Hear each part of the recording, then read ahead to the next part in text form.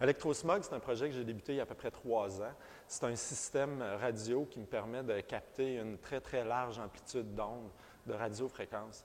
Ça va évidemment de la radio AM, la radio FM, la télé, mais des choses qu'on connaît un peu moins aussi, comme les satellites, les téléphones cellulaires, puis toutes sortes de beacons ou de balises qui sont utilisées par différents types de commerces. Le projet que j'ai fait ici à Action Actuelle, ça a commencé avec une résidence où j'ai amené tout mon bordel d'antennes avec mon radio, mon séquenceur.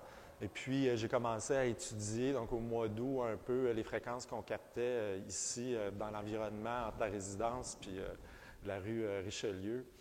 En parallèle à la radio que j'ai développée, j'ai découvert aussi que les tours ou les antennes étaient toutes inscrites dans une base de données qui est gérée par le ministère de l'Industrie Canada.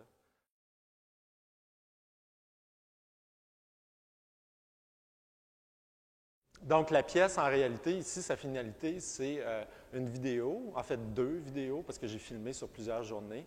Le matin, quand je quittais, parce que je filme à l'aube, au lever du soleil, dans l'atelier, ici, dans la résidence, j'avais 3-4 antennes avec ma radio. Donc, je partais mon système, qui est un système automatisé qui capte des centaines et des centaines et des milliers de fréquences, en fait, pendant 1 heure ou 2. En fait, exactement au même moment où est-ce que je filme sur les rives de la rivière.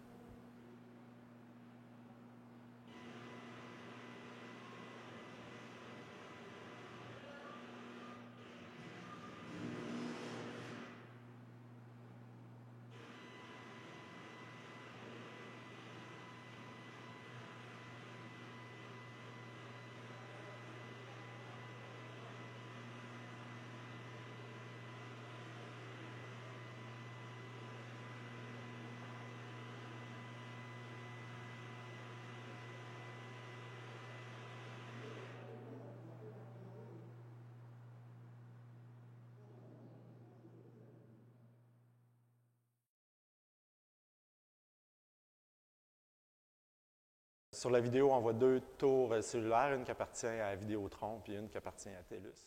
La manière que j'ai pu les identifier, c'est avec la fameuse base de données d'Industrie Canada. La manière qu'on fait pour sortir ces données-là, en fait, c'est qu'on s'inscrit, on trouve les positions GPS du lieu, puis ça nous sort une certaine quantité d'antennes dans une certaine plage de fréquences données.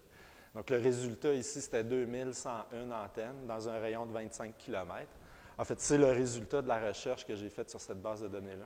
Puis ce qui me permet aussi en même temps d'identifier les différents signaux radio que je capte.